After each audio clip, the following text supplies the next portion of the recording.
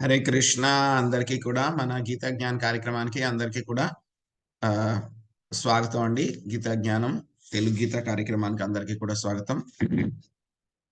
So కార్యక్రమం మొదలు పెట్టే ముందు ఇస్కాన్ శేషాద్రిపురం అధిష్టాన దేవతలైనటువంటి శ్రీ శ్రీ జగన్నాథుడు, బలదేవ, సుభద్ర మహారాణి, సుదర్శన, నితాయ్, చైతన్య, వామనదేవ పంచతత్వ ఆశీర్వాదాలు తీసుకుందాము. ప్రార్థనలు చేద్దాము. ఓం జ్ఞానాతిమిరాంధస్య జ్ఞానాంజనాశలాకయా చక్షురున్మిలితం యేన తస్మై శ్రీ గురవే నమః. నమో ఓం విష్ణుపాదాయ కృష్ణప్రష్టాయ భూతలే శ్రీమతే భక్తి వేదాంత స్వామినితి నామినే. నమస్తే సరస్వతీ దేవే గౌరవాణి ప్రచారిణి నిర్విశేష శూన్యవాది పాశ్చాత్య దేశతారిణి. జయ శ్రీ కృష్ణ చైతన్య ప్రభు నిత్యానంద శ్రీ అద్వైత గదాధర శ్రీవాసాది గౌర భక్త వృంద. హరే కృష్ణ కృష్ణ కృష్ణ హరే హరే, హరే రామ రామ రామ హరే హరే. ఈరోజు మనము భగవద్గీత కర్మయోగము 3వ అధ్యాయంలో 38, 39 శ్లోకాలు చూద్దామండి. ఈరోజు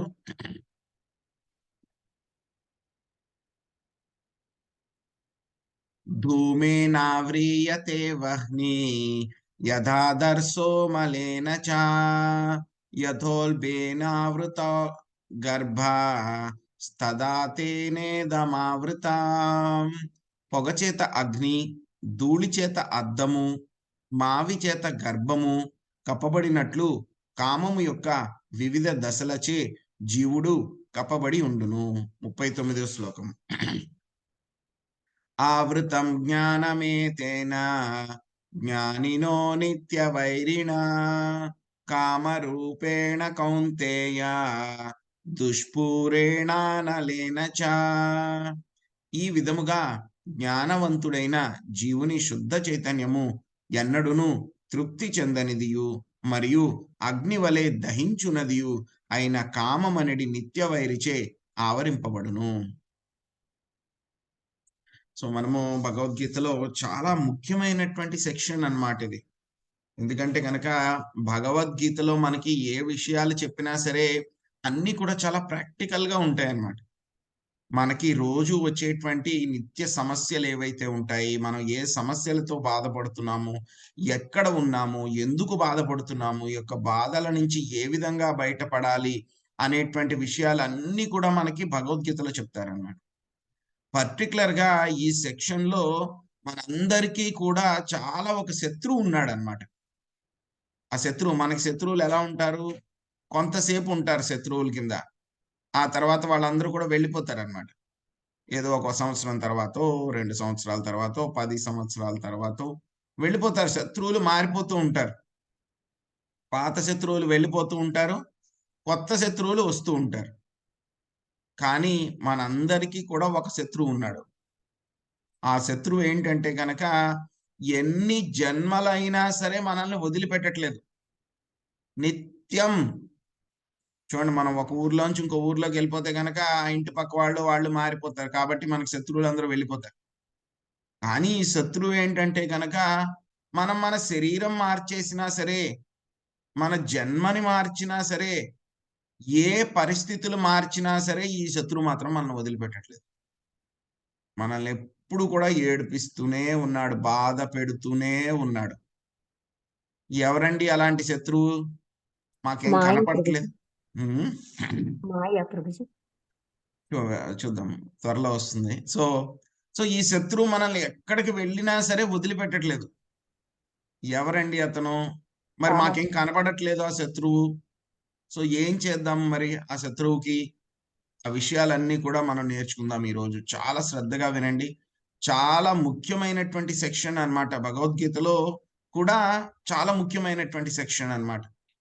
సో భగవద్గీత ఏం చేస్తుంది అని అంటే గనక మన యొక్క జీవితం యొక్క చూసేటువంటి విధానాన్ని మారుస్తుందన్నమాట. మనకున్నటువంటి సమస్యల్ని తీర్చకపోయినా మనం ఆ సమస్యల్ని ఎలా డీల్ చేయాలి? ఆ సమస్యల్ని ఏ విధంగా చూడాలి? ఆ సమస్యల నుంచి ఏ విధంగా పరిష్కారాలు చేయాలి అనేటువంటి విషయాలు భగవద్గీత చెప్తుందన్నమాట. ఈ సమస్య, ఈ శత్రువుతోటి ప్రతి ఒక్కళ్ళు కూడా మనం బాధపడుతున్నాం. మనందరికీ కూడా జన్మ జన్మల నుంచి కూడా మనకది శత్రువు కింద ఉంది. మనల్ని వదిలిపెట్టట్లేదు. మనల్ని వదిలిపెట్టట్లేదు. కాబట్టి ఆ శత్రువు నుంచి ఎలా తప్పించుకోవాలి? ఆ శత్రువు ఏ విధంగా మనల్ని ఇబ్బంది పెడుతున్నాడు? ఆ శత్రువు ఎక్కడుంటాడు? అనేటువంటి విషయాలు ప్రస్తుతం ఉన్నటువంటి సెక్షన్‌లో చెప్తారనమాట భగవద్గీతలో. సో, దీని గురించి శ్రద్ధగా వినండి అందరూ కూడా. సో, మనం చూసాం ఈ యొక్క కర్మయోగంలో స్వామి చెప్పారనమాట. మన కర్మలు ఏ విధంగా చేయాలి? సో, ఎటువంటి మా అంటుకోకుండా స్వామిత్వం లేకుండా కర్మలు చేయాలని చెప్పిన తర్వాత, మన యొక్క విద్యుక్త ధర్మాలేవైతే ఉన్నాయో అవన్నీ కూడా చేయమని చెప్పారు స్వామి. చెప్పిన తర్వాత మనం అనుకోవచ్చనమాట. ఓకే. కర్మలన్నీ కూడా చెయ్యమన్నారు. సో, కాబట్టి నేను ఆ కర్మలన్నీ చేస్తూ ఉంటే సరిపోతుంది గదా! అని అనుకుంటాం అనమాట. కానీ ఏమవుతుందంటే గనక, మనం కర్మలు ఎంత చక్కగా చేసినా సరే, ఎక్కువ రోజులు మనం పెర్ఫెక్ట్‌గా చేయలేమనమాట. ఏదో ఒక తెలియనటువంటి బలీయమైనటువంటి శక్తి మనల్ని ఏం చేస్తుంది, మన యొక్క ధర్మాన్ని నిర్వర్తించడానికి మనకి అడ్డుపడుతూ ఉంది. సో, అదే విషయాన్ని మనకి అర్జునుడు అడిగారనమాట. సో, 36వ శ్లోకంలో అడిగారు. సో, ఏదో ఒక శక్తి, బలీయమైనటువంటి శక్తి జీవుడిని ప్రేరేపిస్తూ ఉంది. సో, ఏం చేస్తున్నాడు జీవుడు దానివల్ల తనకి ఇష్టం లేకపోయినా సరే, ఆ యొక్క పాపాలన్నీ కూడా చేస్తున్నాడు. ఏమిటి ఆ బలం, ఆ శక్తి ఏమిటి? దేనివల్ల తనకిష్టం లేకపోయినా సరే అలాగ చేస్తున్నాడు అని చెప్పేసి అర్జునుడు ప్రశ్నించడం జరిగిందనమాట. దానికి స్వామి స్ట్రెయిట్ అవే 37వ శ్లోకంలోనే ఆన్సర్ చెప్పేశారు. సో, కామయేష క్రోధయేష రజోగుణ సముద్భవః. అర్జున, ఏదైతే కనుక జీవుడిని పాపాలు చెయ్యడానికి ప్రేరేపిస్తూ ఉందో, ఆ శక్తి ఏమిటంట? కామము. కామము అనేటువంటిది ఆ యొక్క శక్తి అన్నమాట. సో, దానికి సంబంధించినటువంటి లక్షణాలు కూడా స్వామి మనకి 37వ శ్లోకంలో చెప్పారు.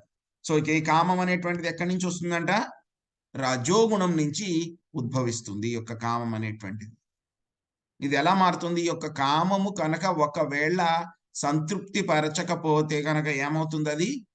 చాలా అమితమైనటువంటి కోపం, క్రోధం అన్నమాట. చాలా కోపం. దాని కింద మారిపోతుంది. అదెక్కడి నుంచి వస్తుంది? తమో గుణం నుంచి వస్తుందన్నమాట. ఈ యొక్క క్రోధము, అదే విధంగా ఈ యొక్క కామము 2 కలిసి ఏం చేస్తాయి? జీవుడిని రకరకాలైనటువంటి పాప కర్మలు చెయ్యడానికి ప్రేరేపిస్తాయన్నమాట. వాడికి తెలుస్తుంది ఒక్కొక్కసారి నేను చేసేటువంటిది తప్పు. ఇది చెయ్యకూడదు అని చెప్పి తెలుస్తుంది. అయినా సరే ఏంటి? జీవుడు దాన్ని నియంత్రించుకోలేక ఆ యొక్క అర్జ్ అన్నమాట. ఆ యొక్క ప్రేరణ, ఆ ఫోర్స్ ఏదైతే బలముందో, ఆ యొక్క బలం వల్ల తట్టుకోలేక ఏం చేస్తాడు? ఆ యొక్క పాప కర్మలన్నీ కూడా చేస్తారన్నమాట. ఈ యొక్క కామం అనేటువంటిదే ఏంటంటే గనక మనందరినీ కూడా తినేస్తోందిది. మనందరిని కూడా తినేస్తోంది. ఈ యొక్క జీవుడికి చాలా చాలా పెద్ద పెద్ద శత్రువు ఎవరు అంటే గనక బయట ఉండరు ఈ శత్రువు. మన లోపలనే ఉంది ఈ శత్రువు. అదేంటి? కామము. ఈ కామం గురించే మనం ఈరోజు పూర్తిగా చర్చించుకుందాం. ఈ యొక్క కామం ఏ విధంగా ఉంటుంది? కామం ఏ విధంగా ఈరోజు చర్చించుకుంటాం. మళ్ళీ రేపు కూడా చర్చించుకుంటాం అన్నమాట దీని గురించే. సో, ఈ యొక్క సెక్షన్ అంతా కూడా కామం గురించే అన్నమాట. యాక్చువల్‌గా కామము అంటే గనక జనరల్‌గా ఎవరికైనా సరే ఏమవుతుందంటే గనక ఎవరో ఆ! వేరే పురుషుడి మీద గాని, స్త్రీ మీద గాని మనము లైంగిక వాంఛ పెట్టుకోవడమే కామము అని చెప్పి జనరల్‌గా అనుకుంటాం అన్నమాట. కానీ యొక్క కామం యొక్క నిజమైనటువంటి డెఫినిషన్ ఏమిటి అంటే కనుక, మన యొక్క ఇంద్రియాలని సంతృప్తి పరచడము. అది కూడా ఎలాగా? ఆ ఇంద్రియాల్ని మామూలుగా సంతృప్తి పరచడం కాదు. దాన్ని సంతృప్తి పరచాలి అని చెప్పి చాలా బలంగా ఆ కోరిక ఉంటుందన్నమాట. మామూలుగా కనుక మనకేదైనా కోరిక ఉంటే గనక మా కోరిక అది. సింపుల్ కోరిక డిజైర్. కానీ ఎప్పుడైతే కనుక ఆ కోరిక చాలా బలంగా మారుతుందో, చాలా బలం అన్నమాట. చాలా ఫోర్స్‌ఫుల్‌గా ఉంది. ఆపలేమనమాట. ఎలా అయితే గనక నదికి వరదలొచ్చినప్పుడు ఏం చేస్తుందండి అది? ఆనకట్ట గేట్లను కూడా అది బద్దలు కొట్టుకొని అది వచ్చేస్తుంది బాగా వరదలొచ్చినప్పుడు. అలాగా ఈ యొక్క కోరిక ఎప్పుడైతే ఉదయించిందో చాలా చాలా బలంగా, బలీయంగా మారిపోతుందో ఏ కోరికైనా అవ్వచ్చు. లైంగిక వాంఛ అయినా అవ్వచ్చు, ఏదైనా పొందాలని అవ్వచ్చు, ఏదైనా పదవి సాధించాలని అవ్వచ్చు, ఏదైనా ధనం సంపాదించాలి అని అవ్వచ్చు, ఏదైనా ఆస్తులు సంపాదించాలి అని అవ్వచ్చు, ఏదైనా సరే కోరిక. కానీ ఆ కోరిక చాలా ఇంటెన్స్ అన్నమాట. చాలా బలంగా అన్నమాట. చాలా బలంగా, చాలా ఫోర్స్‌ఫుల్‌గా వచ్చేస్తుందన్నమాట. సో, దాన్నేమంటారు? కామము. కామం యొక్క డెఫినిషన్ అన్నమాట. మరి కామం ఎక్కడి నుంచొచ్చిందండి మనకి? నిత్య వైరి. మనందరికీ కూడా ఎటర్నల్ ఎనిమీ. ఎప్పుడు కూడా మన యొక్క శత్రువు అన్నమాట. నిత్య శత్రువు. కామం ఎక్కడి నుంచొచ్చింది అంటే గనక, ఆ కామము కూడా ఈ యొక్క ట్రాన్సెండెంట్స్ ఆధ్యాత్మికత నుంచే వచ్చిందన్నమాట ఈ యొక్క కామం కూడా. ఎలాగా అంటే గనక మనం అందరం కూడా ఆ యొక్క శుద్ధ చైతన్యంలో ఉన్నప్పుడు మనకు కూడా ఒక కోరిక ఉండేది. శుద్ధ భక్తులు ఎవరైతే ఉంటారో వాళ్ళకి నిత్యముక్త జీవులు వైకుంఠంలో ఉంటారో వాళ్ళకి కూడా ఒక కోరిక ఉంటుంది వాళ్ళకి కూడా. ఆ కోరికేంటి? శ్రీకృష్ణ భగవానుడి యొక్క దేవాది దేవుడి యొక్క ఇంద్రియాలని సంతృప్తి పరచాలి అనేటువంటి చాలా బలంగా ఉంటుందన్నమాట వాళ్ళ యొక్క కోరిక. సో, వాళ్ళకి అలా బలంగా ఉంటుంది. దాన్ని ఏమంటారు? లవ్. నిజమైనటువంటి ప్రేమ, శుద్ధ ప్రేమ అన్నమాట అది. ఏమవుతుంది మనం ఎప్పుడైతే ఈ భౌతిక ప్రపంచంలోకి వచ్చామో, ఈ యొక్క మాయ ప్రభావం వల్ల మలినాలని మనము తీసుకుంటున్నాం గదండీ! అవసరం లేనియన్ని తీసుకోవడం వలన ఈ యొక్క ప్రేమ అనేటువంటిది ఎలా మారిపోయింది? కామము కింద మారిపోయింది. కామం అంటే డెఫినిషన్ ఇప్పుడే చెప్పుకున్నాం. సో, చాలా బలమైన కోరిక అన్నమాట మనకి తీర్చుకోవాలనేటువంటి బలమైన కోరిక. ఆ కోరిక ద్వారా ఏం చేయాలి? మన ఇంద్రియాలని తృప్తిపరచాలి. ఎప్పుడైతే గనక శ్రీకృష్ణుడి యొక్క ఇంద్రియాలని తృప్తిపరచాలి అనేటువంటి బలమైనటువంటి కోరిక ఉంటే దాన్నేమంటారు? ప్రేమ, అశుద్ధ ప్రేమ అంటారు. కానీ మన ఇంద్రియాలని సంతృప్తి పరచాలనేటువంటి బలమైనటువంటి కోరిక, ఆపలేనటువంటి కోరికనేమంటారు? కామము అని అంటారనమాట. ఇంకొక మాటలో చెప్పాలి అనంటే గనక ప్రతీదీ కూడా శ్రీకృష్ణ భగవానుడి కోసమే కోరుకొని మనం చేస్తూ ఉంటే కనుక అది శుద్ధ ప్రేమ. ప్రతీదీ కూడా ఏదైతే కూడా మన కోసం మనం చేసుకుంటామో అదేమవుతుంది? కామమవుతుందన్నమాట. సో, ఏదైనా ఒక శత్రువు ఉన్నాడనుకోండి, ఏదైనా ఒక యుద్ధం ఉంది.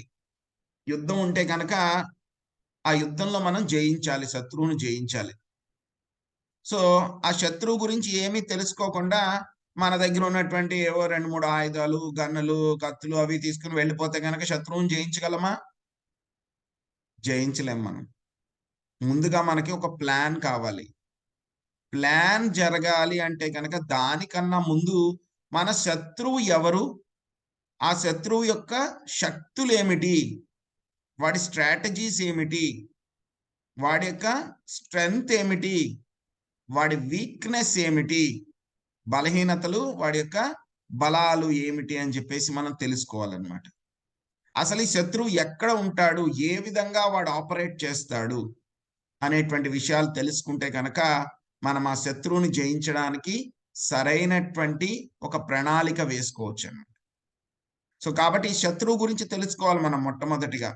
కాబట్టి యొక్క కామం గురించి మనం తెలుసుకోవాలి. మన యొక్క నిత్య వైరి మనకు కనబడట్లేదు. మన కంటికి కనబడట్లేదు. కరోనా కూడా చూడండి. ఎవ్వరికీ కూడా కనపడలేదు. కంటికి కనపడదు. కానీ ఏమైంది? మనం ఫైట్ చేస్తూ ఉన్నాం దాంతోటి. ప్రతి ఒక్కళ్ళు కూడా ఫైట్ చేసాం మనం అందరం కూడా. సెకండ్ వేవ్‌లో, థర్డ్ వేవ్‌లో ప్రతిసారి ఫైట్ చేస్తున్నాం. కానీ మన కంటికి కనబడదు. కానీ ఫైట్ చేయాలి. ఎలా ఫైట్ చేయాలి? సో, కరోనా లక్షణాలేమిటి? ఎలా వస్తుందది? సో ఏ విధంగా స్ప్రెడ్ అవుతుంది, మనల్ని ఎలా కాపాడుకోవాలి, వచ్చిన లక్షణాలు ఏమిటి అని చెప్పి ఇవన్నీ మనం తెలుసుకుని దాన్ని బట్టి మనం ఆ కరోనా గురించి మనల్ని రక్షించుకున్నాము, వచ్చినా సరే ఫైట్ చేసుకున్నాము. అలాగే కామం అనేటువంటిది కూడా మన కంటికి కనపడదు ఇది. ఇన్ఫాక్ట్ చెప్పాలంటే కనుక పక్క వాళ్ళెవరికి కూడా కనపడదు ఇది. మనకి మాత్రమే తెలుస్తుంది ఈ యొక్క కామం అనేటువంటిది. మన మీద ప్రతి ఒక్కళ్ళ మీద కూడా వేరే వేరే రకంగా ఇది ప్రభావం చూపుతూ ఉంటుందన్నమాట. సో వాళ్ళ యొక్క స్థితిని బట్టి కామము రకరకాలైనటువంటి స్థాయిలో ఉంటాయన్నమాట. 3 రకాలైనటువంటి స్థాయిలు చెప్పారన్నమాట. స్వామి 38వ శ్లోకంలో కామము 3 రకాల స్థాయిల గురించి చెప్పారు. ఏమిటి? ధూమేనావృతే యహ్ని. ధూమం అంటే కనుక పొగ అన్నమాట. ఆవృతము అంటే కనుక చుట్టబడి ఉంది, కప్పబడి ఉంది. దేనంట? వహ్ని.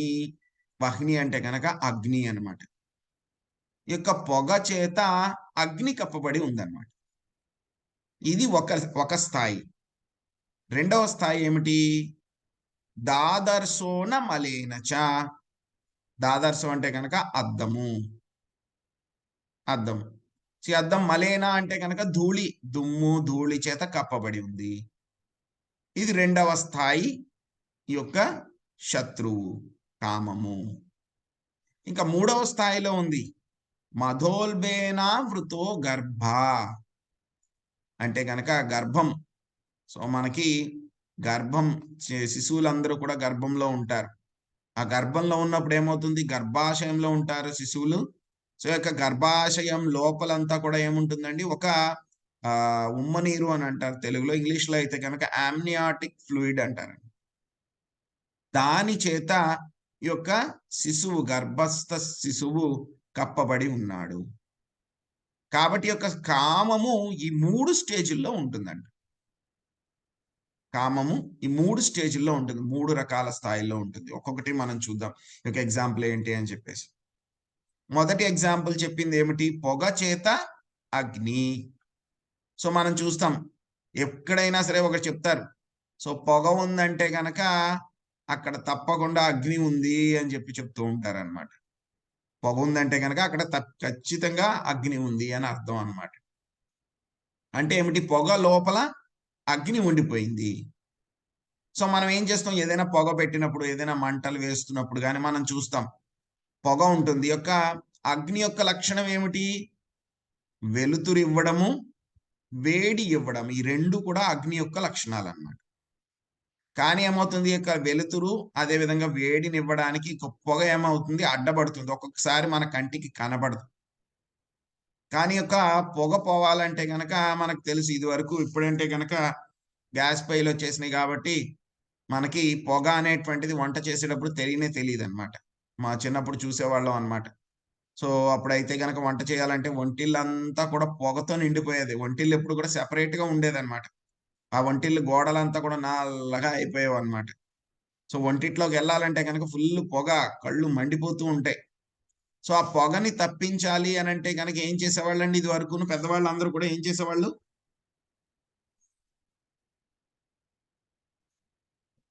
పొగ తప్పించాలంటే ఏం చేసేవాళ్ళు?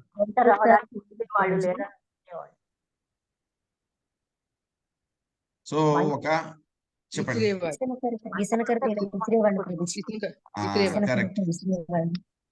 కరెక్ట్. సో ఏం చేసేవాళ్ళు? విసనకర్ర తీసుకొని దాంతోటి ఇలా విసిరితే గనక ఏమైపోయేది? పొగ వెళ్ళిపోయేది. అగ్ని ఇంకా బాగా ప్రజ్వరిల్లేదన్నమాట. సో ఇప్పుడు కూడా మనం ఏం చేస్తున్నాం? ఎగ్జాస్ట్ ఫ్యాన్లు పెట్టుకుంటున్నాం. ఎప్పుడైనా వంట చేసేటప్పుడు పొగ వచ్చేస్తే గనక పొగంతా బయటికి వెళ్ళిపోవడానికి వెంటనే ఎగ్జాస్ట్ ఫ్యాన్ వేసేసుకుంటున్నాం చిమ్నీలు పెట్టుకుని. సో ఈ పొగ పోవాలన్నమాట. సో కానీ ఈ పొగని పోగొట్టడం అనేది చాలా తేలిక. ఏం లేదు, కొంచెం ఒక విసనకర్రతో విసరడమో లేకపోతే ఒక ఫ్యాన్ పెడితే గనక వెంటనే ఈ పొగ పోతుందన్నమాట. సో ఈ విధంగా ఉండేటువంటి స్థాయి, కామము ఆవరించి ఉన్నటువంటి స్థాయి మొదటి స్థాయి. సో కామం యొక్క ఆవరణ తక్కువగా ఉన్నటువంటిది మొదటి స్థాయి అన్నమాట ఇది. సో పొగ చేత కప్పబడి ఉండడం. ఎవరికి ఉంటుందండి ఇలాగా అని అంటే గనక మనం మానవులందరికీ కూడా ఈ విధంగా ఉంటుంది. ఎందుకంటే గనక మనలో చైతన్యం ఉంటుంది. అదేవిధంగా ఈ యొక్క కామం కూడా ఆవరించబడి ఉంటుందని. ఇందులో కూడా మళ్ళీ రకరకాలు ఉంటాయి. మానవులందరికీ కూడా ఒకే రకంగా ఉండదు కామం. ఒక్కొక్కళ్ళకి ఈ యొక్క కామము చాలా ఇంటెన్స్ గా ఉంటే కనుక ఏమవుతుంది, వాళ్ళు ఎక్కువ పాపాలు చేస్తారు. కామం కొంచెం తక్కువగా ఉంటే తక్కువ పాపాలు చేస్తారు. ఇంకా సత్వగుణంలో ఉండే వాళ్ళైతే కనుక ఇంకా చాలా చాలా చాలా తక్కువ పాపాలు చేస్తారు. సో కాబట్టి ఒక సత్వగుణంలో ఉండేటువంటి వాళ్ళు ఎవరైతే ఉన్నారో వాళ్ళు ఈ యొక్క కామ ప్రభావం నుంచి బయటపడడము కొంచెం తేలిక, మిగతా స్థాయిల కంటే కూడా కొంచెం తేలిక. సో కాబట్టి మనకేం చెప్తారు శాస్త్రాలు గాని, గురువులు గాని అందరూ చెప్తారు, కనీసం మనల్ని మనము సత్వగుణంలో ఉంచుకోవడానికి ప్రయత్నించాలి అని చెప్పేసి చెప్తారు. అందుకే ఒక మానవ జీవితం అనేటువంటిది ఏమిటి, మనందరికీ కూడా ఒక చక్కని అవకాశం అన్నమాట. యొక్క భవబంధాల నుంచి బయటపడడానికి ఒక చక్కని అవకాశం. ఎలాగైతే కనుక మనము యొక్క పొగని బయటకి తోసేయాలంటే కనుక విసనకరతో విసడమో, ఫ్యాన్ పెడతామో, అదే విధంగా మనలో ఉండేటువంటి యొక్క కృష్ణ చైతన్యాన్ని కూడా మనము వృద్ధి చేసుకోవాలి అని అంటే కనుక మనము యొక్క కృష్ణ చైతన్య భావాన్ని పెంపొందించుకోవాలంటే కనుక సరైనటువంటి గురువు ఆధ్వర్యంలో మనం యొక్క నియమ నిబంధనలని భౌతిక యొక్క భక్తియుత సేవలో ఉండేటువంటి నియమ నిబంధనల్ని పాటిస్తూ ఉంటే కనుక చాలా తేలిగ్గా మనము యొక్క మన నిప్పుని, అగ్నిని రాజిల్లి ఆ యొక్క కామం నుంచి మనం బయటపడచ్చు అన్నమాట. అది అది చాలా తేలిగ్గా బయటపడవచ్చు, మిగతా వాటిలో చాలా కష్టం. ఇంకా రెండవ స్థాయి ఏమిటి, ధూళి చేత అద్దము. దాదర్శో మలేనచ. దాదర్శం అంటే అద్దం. అద్దం ఉందనుకోండి, మనందరం చూసే ఉంటాం, ప్రతిరోజు కూడా చూస్తూనే ఉంటాం. ఒక్కొక్కసారి అద్దం మీద మట్టి పడిపోతుంది బాగా. అద్దం యొక్క లక్షణం ఏమిటి, దాని పని ఏం చెయ్యాలి, ఏ వస్తువు అయితే కనుక ఎవరైతే కనుక దాని ముందుకు వస్తారో వాళ్ళని ప్రతిబింబింపచేసి చూపించడం అద్దం యొక్క పని.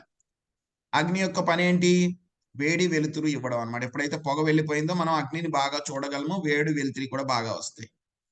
సో యొక్క అద్దం యొక్క ఫంక్షన్ ఏమిటి అని అంటే కనుక ఎవరైతే కనుక దాని ముందు వస్తారో వాళ్ళని ప్రతిబింబించి వాళ్ళ రూపాన్ని చూపించు. కానీ ఎప్పుడైతే కనుక ఈ యొక్క అద్దం మీద చాలా మట్టి పట్టేసింది అనుకోండి, మలినాలు కానీ లేకపోతే కనుక మంచు కానీ పట్టేసింది అనుకోండి, సో ఎవరు వచ్చినా సరే దాని ముందు వాళ్ళని సరిగ్గా చూపించదు అది. కానీ మనకి అద్దం యొక్క స్ట్రక్చర్ కనబడుతుంది, దానికి ఉండే బోర్డరు అద్దము అని చెప్పి మనకి తెలుస్తుంది. కానీ ఆ అద్దం యొక్క ధూళి మనకి తెలియదు, ధూళి తీస్తేనే కాదు. కాబట్టి ఏం చేయాలి, ఇందాకట్లాగా మనం విసినికరతో విసిరితే కనుక పోతుందండి యొక్క ధూళి, ఫ్యాన్ పెడితే కనుక పోతుందా, పోదు. కాబట్టి మనం ఏం చేయాలి, ఇంకొంచెం ఎక్కువ ఎఫర్ట్ పెట్టాలి. ఏమిటి, ఒక క్లాత్ తీసుకుని ఒక క్లాత్ తీసుకుని దాన్ని తుడవాలన్నమాట. తుడిస్తే గనక మెల్లిగా ఆ యొక్క ధూళి పోతుంది. అప్పుడు మన యొక్క నిజస్వరూపం మనకి తెలుస్తుంది అనమాట, ఎవరైతే ఉన్నారో ఆ యొక్క నిజస్వరూపం. సో ఎవరికి ఈ విధంగా ఉంటుంది అని అంటే కనుక జంతువులు, పక్షులు ఏవైతే కనుక ఉన్నాయో అవన్నీ కూడా వాళ్ళ యొక్క చైతన్యము ఈ విధంగా ఉంటుందన్నమాట. చెప్పుకున్న మనం కామం అనేటువంటిది మనిషి కింద ఉన్నప్పుడే కాదు, మనం ఏ శరీరం తీసుకున్నా సరే మనకి నిత్య వైరి, అది మన యొక్క శత్రువు. జన్మ మార్చినా, దేశం మార్చినా, ఏది మార్చినా సరే మనల్ని వదిలిపెట్టదు. సో కాబట్టి రెండవ స్థాయిలో కామం ఎలా ఉంటుంది, అద్దం మీద ధూళిలాగా ఉంటుంది. చైతన్య మహాప్రభు మనకు అదే చెప్తారు శిక్షాష్టకంలో మొదటి శ్లోకంలో అన్నమాట. మొట్టమొదటిగా అదే చెప్తారు, చేతో దర్పణమార్జనం భవమహాదవాగ్ని నిర్వాపణం రేయా కైరవ చంద్రికా వితరణం విద్యావధూ జీవనం. ఏం చెప్తారు, యొక్క మన యొక్క హృదయం అనేటువంటి అద్దం మీద మొత్తం పూర్తిగా మలినాలన్నీ కూడా వచ్చేసినాయి అన్నమాట. సో కాబట్టి యొక్క అద్దం చేతో దర్పణ మార్జనం, దాన్ని క్లీన్ చేయాలంటే కనుక ఏం చేయాలి, మనం హరినామ సంకీర్తనము చెయ్యాలి. హరే కృష్ణ కృష్ణ కృష్ణ హరే హరే, హరే రామ రామ రామ హరే హరే. ఇంకా మూడవ స్థాయి ఏమిటి అని అంటే కనుక ఇది చాలా బలంగా ఉంటుందన్నమాట కామం. ఇక్కడ దాని ఎగ్జాంపుల్ ఏం చెప్పారు, ఎలా ఉంటుందంట, యొక్క శిశువు అన్నమాట, గర్భంలో ఉన్నటువంటి శిశువు అన్నమాట. ఆ శిశువు ఎలా ఉంటాడు? ఆ యొక్క గర్భ సంచిలో వాడు చుట్టబడి ఉంటాడు అనమాట వాడు. అది కూడా వాడి చుట్టూ అంతా కూడాను ఆ యొక్క ఫ్లూయిడ్ ఉంటుందన్నమాట. వాడు ఏమైనా సరే చెయ్యాలి అంటే గనక వాడు చెయ్యగలడా? ఏమీ చెయ్యలేడు.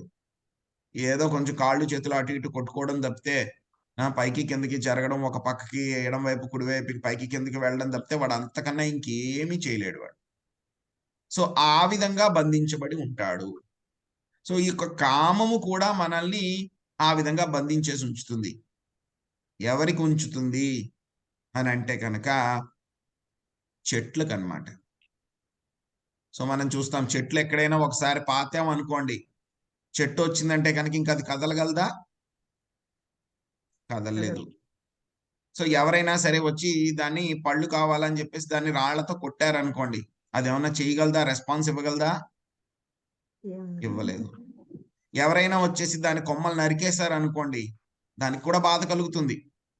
దాన్ని సైంటిస్టులు కూడా ప్రూవ్ చేశారు మనకి. చెట్లకు కూడా జీవం ఉంటుంది అని చెప్పి ప్రూవ్ చేశారు. ఇదివరకైతే లేదనేవాళ్ళు కానీ తర్వాత మళ్ళీ సైంటిఫిక్ గా ప్రూవ్ చేశారనమాట. సో ఆ యొక్క చెట్టుని ఎవరైనా వచ్చి కొమ్మ నరికారనుకోండి, ఏమన్నా రెస్పాన్స్ ఇవ్వగలదా? నో అని చెప్పగలదా? చెప్పలేదు.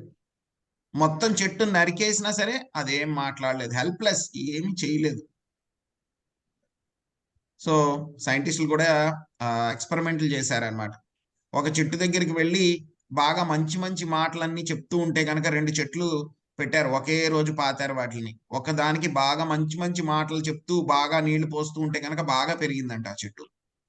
ఇంకో చెట్టు దగ్గరికి వెళ్ళి రోజు దాన్ని నిందిస్తూ, దూషిస్తూ, తిడుతూ ఉంటే గనక ఆ చెట్టు బాధపడి, అంటే అదేమి రియాక్షన్ ఇవ్వలేదు. కానీ బాధపడి అది మెల్లమెల్లగా అది కృషించిపోయిందంట ఆ చెట్టు.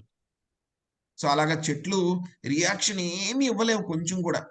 జంతువులైతే కనీసం రియాక్షన్ ఇస్తాయి. మనం కొట్టడానికి ఏదైనా కర్ర పట్టుకుని వస్తే గనక వెంటనే అవి కనీసం అరుస్తాయి, ప్రతిఘటిస్తాయి. కానీ చెట్లు ఏమన్నా చేయగలుగుతాయండి? ఏమీ చేయలేవు. ఎందుకంటే అవి ఆ విధంగా పూర్తిగా బంధించబడిపోయి ఉన్నాయన్నమాట. వాటి యొక్క జ్ఞానము పూర్తిగా ఈ యొక్క కామము చేత బంధించబడిపోయి ఉంది. సో ఈ యొక్క 3 రకాలైనటువంటి స్థాయిలు అన్నమాట. సో అగ్ని చేత పొగలాగా, పొగ చేత అగ్నిలాగా, అదేవిధంగా ఈ యొక్క అద్దం ఎలా అయితే కనుక మలినాల వల్ల కప్పబడి ఉందో ఆ విధంగాను, అదేవిధంగా ఈ యొక్క గర్భస్థ స్థితువు ఆ యొక్క మావి చేత కప్పబడి ఉన్నాడు ఆ విధంగా అన్నమాట. మన యొక్క జ్ఞానం కూడా కప్పబడిపోయింది. సో ఈ 3 రకాలైనటువంటి స్థాయిల్లో ఉన్నాము. సో కామము ఈ విధంగా యాక్ట్ చేస్తుంది అన్నమాట. మనం ఏ జన్మ తీసుకున్నా సరే, ఏ శరీరం తీసుకున్నా సరే మన మీద రకరకాలుగా యాక్ట్ చేస్తుంది. ఇక 3 రకాలుగా. ఇంకా ఈ కామం గురించి చెప్తున్నారు స్వామి. దాని యొక్క లక్షణాలు ఏమిటి అని చెప్పేసి మనకి 39వ శ్లోకంలో చెప్తున్నారన్నమాట. ఆవృతం జ్ఞానమాతేన జ్ఞానినో నిత్య వైరిణ. ఇక్కడ చెప్పారు స్వామి. ఈ యొక్క కామం అనేటువంటిది నిత్య వైరి. నిత్య అంటే కనుక ఎటర్నల్. మనం ఈ భౌతిక ప్రపంచంలో ఉన్నన్ని రోజులు కూడా ఈ యొక్క కామం అనేటువంటిది మన యొక్క నిత్య శత్రువు. ప్రతిరోజు కూడా మన యొక్క శత్రువు అన్నమాట. ఇది ఏం చేస్తుందంట? ఆవృతం జ్ఞానమాతేన జ్ఞానినో నిత్య వైరిణ. అంటే కనుక జీవుడు చూస్తే కనుక సచ్చిదానంద విగ్రహం అన్నమాట. నిజమైనటువంటి జ్ఞానం సత్ చిత్ ఆనంద. చిత్ అంటే కనుక జ్ఞానం ఎటర్నల్, సత్ అంటే కనుక ఎటర్నల్, చిత్ అంటే కనుక జ్ఞానం, పూర్ణంగా జ్ఞానం కలిగి ఉండడం, ఆనంద అంటే కనుక ఎప్పుడు జీవుడు సంతోషంగా ఉండేవాడు. యొక్క కామం ఏం చేస్తుందంట? జీవుడి యొక్క జ్ఞానాన్ని అది కప్పివేస్తూ ఉంటుంది. అంతేకాకుండా యొక్క కామం యొక్క లక్షణం ఏమిటి అంటే కనుక అది ఎప్పుడూ కూడాను తృప్తి చెందదు. ఈ యొక్క కామానికి సాటిస్ఫాక్షన్ అనేటువంటిదే ఉండదు. దాన్ని ఎప్పుడు కూడా సంతోషపెట్టలేం పూర్తిగా. ఎలాగా? దానికి కూడా మనకి ఎగ్జాంపుల్ చెప్పారు. ఏం చెప్పారు అంటే కనుక అగ్నిలాగా దహించి వేస్తూ ఉంటుంది అనమాట కాపం. 2 లక్షణాలు చెప్పారు మళ్ళీ కామానికి ఇక్కడ. ఒకటి ఇంతకు ముందు శ్లోకంలో 37వ శ్లోకంలో కొన్ని లక్షణాలు చెప్పారు. సో ఆ తర్వాత 38వ శ్లోకంలో అది ఏ విధంగా కప్పబడి ఉంచుతుంది మనల్ని అని చెప్పారు. ఇప్పుడు 39వ శ్లోకంలో ఇంకా లక్షణాలు చెప్తున్నారు స్వామి. ఏం చెప్తున్నారు? కామాన్ని ఎప్పుడు కూడా మనం సంతృప్తి పరచలేము. ఇంకొకటి ఇది అగ్నిలాగా ఎప్పుడు కూడా దహించి వేస్తుంది, మండుతూనే ఉంటుంది. అగ్నిలాగా దహించి వేస్తూనే ఉంటుంది. సో ఎక్కడైనా సరే మంటలు వచ్చినాయి అనుకోండి, ఆ మంటలను ఆర్పాలంటే కనుక మనం ఏం చేయాలి? మంటలు వచ్చేస్తుంది ఎక్కడ? నీరు వేయాలి. ఇంకా కార్బన్ డైఆక్సైడ్ వాయువు. ఈ యొక్క అగ్ని మండడానికి కావాల్సినటువంటిది ఏమిటి అంటే కనుక, ఒకటి ఆక్సిజన్ కావాలి, రెండవది ఏం కావాలి? దానికి ఫ్యూయల్, దానికి ఇంధనం కావాలి. దాన్ని ఆర్పడానికి ఉన్నటువంటి ఒక పద్ధతి ఏమిటి అంటే కనుక, ఒకటి ఆక్సిజన్ తీసేయడం, రెండవది ఏంటి? ఇంధనాన్ని కట్ చేసేయడం. ఎక్కడైనా ఇప్పుడు అదే మనం గ్యాస్ పొయ్యి చూస్తాం, మనం గ్యాస్ మంట వెలుగుతూ ఉంటుంది, దాన్ని ఆపాలంటే కనుక ఏం చేస్తాం మనం? వెంటనే ఆ స్టవ్ బర్నర్ క్లోజ్ చేసేస్తాం. మనం క్లోజ్ చేసేస్తే ఏమవుతుంది? ఒక 1 సెకండ్ తర్వాత ఆటోమేటిక్గా అది ఆగిపోతుంది మంట. అలాగే ఈ కామాన్ని కూడా మనం ఆర్పాలి అని అంటే కనుక మనం ఏం చేయాలి? దానికి ఉన్న ఫ్యూయల్ సప్లైని కట్ చేయాలి. దానికి ఉన్నటువంటి ఫ్యూయల్ సప్లైని కట్ చేయాలి. చాలా మంది చెప్తూ ఉంటారనమాట, సో కామమే కదా, జీవుడికి ఇంద్రియాలు ఉన్నాయి కదా, సో తప్పే ఉంది, ఎంతో కొంత ఇంద్రియ భోగం చేస్తే తప్పే ఉంది, చేయనివ్వండి. భగవంతుడు ఇంద్రియ భోగం ఇచ్చింది ఎందుకు? నాలుగు ఇచ్చింది ఎందుకు? మనకి తినడానికే కదా. జంతువులు ఉన్నాయి కదా, వాటిని తినచ్చు కదా, మనం ఎందుకు తినకూడదు వాటిని? ఇంద్రియ భోగం చేయకూడదు కదా? ఇంద్రియాలన్నీ కూడా స్వామి ఇచ్చారు కదా. ఎందుకు ఇచ్చారు? వాడుకోవడానికే ఇచ్చారు కదా. చేసుకుందాం ఇంద్రియ భోగం, తప్పే ఉంది అందులోనే అని అంటే కనుక అదంతా కూడా కామానికి సంబంధించిన యాక్టివిటీస్ అన్నమాట. ఎలా ఉంటుందంటే కనుక ఈ యొక్క ఇంద్రియ భోగం అనేటువంటిది ఎంత చేసినా సరే దానికి సంతృప్తి అనేటువంటిది ఉండదు. ఎంత చేసినా సంతృప్తి అనేటువంటిది ఉండదు. సో ఒక్కొక్కసారి మనము యొక్క మండుతున్నప్పుడు, అంటే గ్యాస్ పొయ్యిలు కాదు కానీ మామూలుగా అగ్ని మండుతున్నాయి అనుకోండి కట్టెల పొయ్యిలో, ఒక్కోసారి మనం ఎక్కువ కట్టెలు వేసేస్తే కనుక ఏమైపోతుంది? వెంటనే అది అనిపిస్తుంది, వెంటనే అది మంట తగ్గిపోతుంది వెంటనే ఒక్కొక్కసారి. కానీ ఏమవుతుంది? కొంచెం సేపటికి మళ్ళీ అది ఇదివరకటి కన్నా బాగా ఎక్కువగా వచ్చేస్తుంది. అది మనం కట్టెలు కానీ ఏదైనా ఇంధనం కానీ ఎక్కువగా పెట్టేస్తే ఏమైపోతుంది? ఒక్కసారి అది మంట ఆరిపోతుందేమో అనిపిస్తుంది ఒక్కొక్కసారి, ఆ స్థాయికి వెళ్ళిపోతుంది. కానీ కొంచెం సేపటికి ఏమవుతుంది? మళ్ళీ ఇదివరకటి కంటే కూడా చాలా ఎక్కువ వచ్చేస్తుంది. అలాగే మనం యొక్క కామాన్ని సంతృప్తి పరచడానికి ప్రయత్నిస్తే కనుక ఏమవుతుందంటే కనుక ఇమీడియట్ గా, అంటే కనుక ఏదైనా మీరు ఏదైనా కోరుకున్నారు, ఏదైనా పొందాలి అని కోరుకున్నారు, మీ యొక్క ఇంద్రియాన్ని తృప్తిపరచాలి అని కోరుకున్నారు అనుకోండి, ఏదో ఒక విధంగా దాన్ని తృప్తిపరిచారు, ఏమవుతుంది? వెంటనే మీకు చాలా ఆనందం కలుగుతుంది, సంతృప్తి కూడా కలుగుతుంది. కొన్ని రోజులు ఆనందం ఉంటుంది, కొన్ని అయితే కనుక గంటలు ఉంటాయి. ఏదైనా గులాబ్ జామ్ అలాంటివి తిన్నాం అనుకోండి, ఒక గంట సేపు ఆ ఫీలింగ్ ఉంటుంది. ఇంకా కొంచెం వేరే విషయాలు అనుకోండి, కొన్ని రోజులు ఉంటాయి. మహా అయితే కనుక ఏ ఆనందం అయినా సరే ఒక నెల రోజులు ఉంటుంది.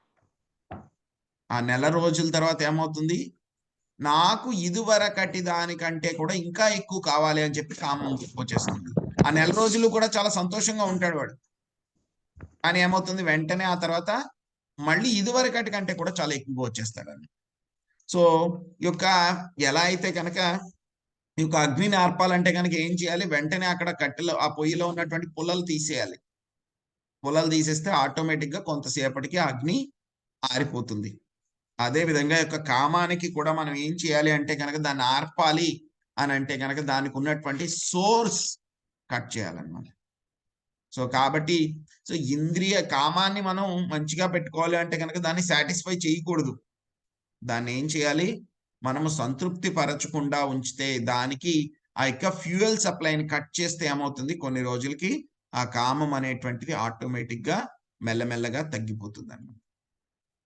ఈ యొక్క కామం ఏం చేస్తుంది అని అంటే కనుక మనందరినీ కూడా ఈ యొక్క భౌతిక ప్రపంచంలో రకరకాల జన్మలు తీసుకుంటూ తిరగడానికి ప్రేరేపిస్తూ ఉంటుంది. ఈ యొక్క కామం వల్లనే మనిషి ఏం చేస్తాడు? రకరకాలైనటువంటి పాప కర్మలు చేస్తూ ఉంటాడు. వాడికి తెలుసు తప్పు అని చెప్పేసి, అయినా సరే అది ఎంత బలవంతంగా వస్తుందంటే కనుక దాన్ని ఆపుకోలేడు అనమాట. దాన్ని ఏమంటారు? ఫోర్స్ అర్జ్, సెన్స్ అర్జ్ అంటారు. ఆ యొక్క ఇంద్రియాల యొక్క ఫోర్స్ ఒక్కొక్కసారి ఆ విధంగా వచ్చేస్తుంది. సో ఈ యొక్క భౌతిక ప్రపంచాన్ని ఏమంటారు అని అంటే కనుక దీన్ని కూడా మైథున అగారా అని అంటారన్నమాట. మైథునాగారా ఈ యొక్క భౌతిక ప్రపంచంలో ఉన్నటువంటి అన్నిటికంటే ఉన్నటువంటి హయ్యెస్ట్ అన్నమాట. ఆనందం ఏమిటి అంటే కనుక ఈ యొక్క మైథున భోగము, సెక్స్ లైఫ్ అన్నిటికంటే కూడా హయ్యెస్ట్ అన్నమాట. దాని తర్వాతే ఏదైనా వస్తాయి. కానీ ఏమిటి ఇది చాలా ఫ్లిక్కరింగ్ అన్నమాట. జస్ట్ కొంచెం సేపు ఉంటుంది అంతే. కానీ దానికోసం మనం చూస్తాం ఎంతో మంది వాళ్ళ యొక్క జీవితాల్ని కూడా నాశనం చేసేసుకుని ఎటువంటి పాపం పనులు చేయడానికి కూడా వాళ్ళు వెనకాడరన్నమాట. చాలా ఎగ్జాంపుల్స్ ఉన్నాయి. ఎలా అయితే గనక మనము జైల్లో చూస్తూ ఉంటాం. అంటే ఎంతమంది జైల్లో మనకు ప్రత్యక్షంగా లేకపోయినా సరే, ఎప్పుడో సినిమాల్లో వాటిలో మనం చూస్తూ ఉంటాం. జైలు అంటే గనక ఎలా ఉంటుంది? ఖైదీలందరూ ఉంటారు. వాళ్ళేదో ఒక డ్రెస్ ఏసుకుంటారు. ఏవో రాళ్ళు కొడుతూ ఉంటారు. వాళ్ళందరూ కూడాను ఏదో పనులు చేస్తూ ఉంటారు వాళ్ళు. వాళ్ళందరిని కూడా పొద్దున్నే లేపేస్తారు. మళ్ళీ రాత్రి కరెక్ట్ టైంకి పడుకోవాలి. సో, వాళ్ళకేదో ఏదో అన్నం అది కూడా ఏదో కొంచెం కొంచెం ఏదో పెడతారు వాళ్ళకి. వాళ్ళని జైల్లో పెడతారు. వాళ్ళు తిరగడానికి ఫ్రీడమ్ ఉండదు. ఇవన్నీ కూడా మనం చూస్తాం అన్నమాట. ఇంకా చాలా టెర్రరిస్టులు అలాంటి వాళ్ళు ఉన్నారంటే గనక వాళ్ళకి ఏం చేస్తారు? చేతికి సంకెళ్ళేసే ఉంచుతారు వాళ్ళని. ఫ్రీగా కూడా ఉంచరు. చిన్న చిన్న నేరాలు చేస్తే గనక వాళ్ళని చేతులు ఫ్రీగా ఉంచుతారు. కానీ ఎక్కువ పెద్ద పెద్ద నేరాలు చేస్తే గనక వాళ్ళకి ఏం చేస్తారు? చేతులు ఎప్పుడు కూడా కట్టేసి ఉంచుతారు వాళ్ళకి. సో, డేంజరస్ ఎవరు క్రిమినల్స్ ఉంటారో వాళ్ళనన్నమాట. సో, జైల్లో ఉన్నవాడికి తెలుస్తుంది. సో, నేను జైల్లో ఉన్నాను. ఈ కటకటాల వెనక ఉన్నాను అని చెప్పి తెలుస్తుందన్నమాట. అలాగే ఈ యొక్క భౌతిక ప్రపంచాన్ని ఏమంటారు? మైథున అగారా అంటారండి. అంటే గనక ఈ యొక్క సెక్స్ లైఫ్ వల్ల మనం కూడా ఈ యొక్క భౌతిక ప్రపంచంలో బంధించబడి ఉన్నాం అన్నమాట. మన ఎవరికీ కూడా కనపడవు మనకి బంధనాలు. కానీ మనం ప్రతి ఒక్కళ్ళు కూడా మనం అందరం కూడా బంధించబడి ఉన్నాం అన్నమాట. దేనివల్ల? సంఖ్యలున్నాయి మనకు కూడాను. అవేమిటి అంటే గనక ఈ యొక్క మైథున భావము. ఇక మైథున భావం అనేటువంటిది శరీరంతో సంబంధం లేదు. శరీరం యొక్క వయస్సుతోటి సంబంధం లేదు. ఇంద్రియాలు ఎలా పనిచేస్తున్నాయనేటువంటి వాటితో సంబంధం లేదు. ఇది ఎప్పుడు కూడా ఉంటుంది. మనం చూస్తే జంతువుల్లో, పక్షుల్లో కూడా ఇది ఉంటుంది. ప్రతి జంతువులో కూడా ఇది ఉంటుంది ఈ యొక్క భావం. పక్షుల్లో కూడా ఉంటుంది. చిన్న చిన్న క్రిమి కీటకాల్లో కూడా ఉంటుంది. చేపల్లో కూడా ఉంటుంది. మనుషుల్లో కూడా ఉంటుంది. సో, మనిషి అంటే గనక ఏదో యవ్వనంలో ఉన్నాడు కాబట్టి అప్పుడే ఉంటుందా అంటే గనక ఈవెన్ వృద్ధాప్యం వచ్చినా సరే అప్పుడు కూడా ఇది తగ్గదు. చాలా ఎగ్జాంపుల్స్ చూస్తాం. చాలా మంది ఎగ్జాంపుల్స్ కూడా మనం చూస్తాం. ముసలి వయసు వచ్చినా సరే ఈ యొక్క కామం యొక్క ప్రభావం వాళ్ళ మీద తగ్గదన్నమాట. సో, ఈ యొక్క కామం అనేటువంటిది మన యొక్క నిత్య వైరి. కామం అనేటువంటిది నిత్య వైరి. సో, ఈ యొక్క సంకెళ్ళు ఏమిటి మనకి భౌతిక ప్రపంచంలో? ఈ యొక్క కామం అనేటువంటి యొక్క మైథున సుఖం అనేటువంటి సంకెళ్ళతోటి మనం బంధించబడి ఉన్నాం అన్నమాట. సో, మనం అందరం అనుకుంటాం మనకి ఎకనామికల్ డెవలప్‌మెంట్ వచ్చేసింది.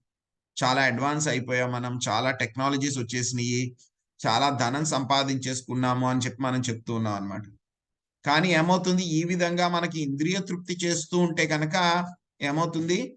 అది భగవంతుడి దగ్గర నుంచి మనల్ని దూరంగా తీసుకొని వెళ్ళిపోయి ఈ యొక్క భౌతిక ప్రపంచంలో మన యొక్క ఎగ్జిస్టెన్స్ ఏదైతే ఉందో, మన యొక్క సమయం ఏదైతే ఉందో దాన్ని ఇంకా పెంచుతుందన్నమాట. కాబట్టి ఇంద్రియ తృప్తి వల్ల వచ్చేటువంటి ఆనందం ఏదైతే ఉందో దాన్ని మనము తగ్గించుకోవాలి. మన యొక్క ఇంద్రియాలని ఆ యొక్క స్వామి యొక్క సేవలో మనము ఉపయోగించాలి. ఏ పని చేసినా సరే స్వామి కోసమే చేస్తూ ఉండడం మూలంగా ఈ యొక్క కామాన్ని మెల్లగా మనము జయించవచ్చు. ఇంకా వచ్చే శ్లోకాల్లో కూడా మనకి స్వామి చెప్తారు. ఈ యొక్క కామాన్ని ఇంకా జయించాలంటే ఏం చేయాలి? కామం ఎక్కడెక్కడ ఉంటుంది? దాని హెడ్ క్వార్టర్స్ ఏమిటి? అనేటువంటి విషయాలన్నీ కూడా మనకి స్వామి చెప్తారండి. మళ్ళీ ఇంపార్టెంట్ సెక్షన్‌లో చక్కగా నేర్చుకుని ఈ యొక్క కామం అనేటువంటి దాన్ని రియలైజ్ అయ్యి దాని నుంచి బయటపడడానికి మనము ప్రయత్నిద్దామండి. హరే కృష్ణ. హరే కృష్ణ ప్రభుజీ. హరే కృష్ణ.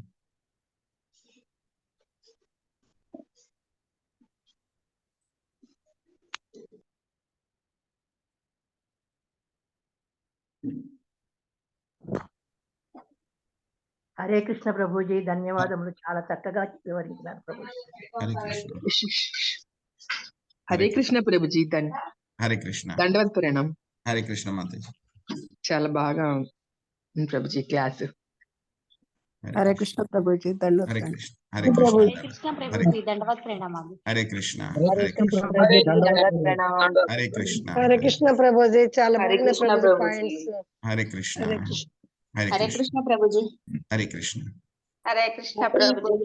హరే కృష్ణ హరే కృష్ణ మూడు సార్లు 3 రకాలైన కామాలు. హరే కృష్ణ ప్రభుజీ. హరే కృష్ణ హరే కృష్ణ హరే కృష్ణ ప్రభుజీ దండవత్ ప్రణామ్.